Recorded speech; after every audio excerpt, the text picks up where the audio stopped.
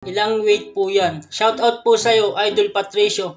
Ang ginagamit ko pong power twister ay 20 kg, 40 kg, tsaka 60 kg. Bali ito pong 20 kg, nakaka 200 reps po ako. Nakatupi, 200 nakatupi po, ganito po. Kasi ito naman pong 40 kg, nakaka 50 reps po ako, o kaya po 40 reps.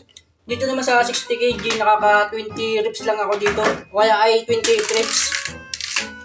Bali yung pinakang ano po niya, yung kg po niya, ay hindi po siya mismong weight. Ano siya, yung tigas po yan. Yung tigas po ng power twister, yung kg niya. Hindi siya timbang.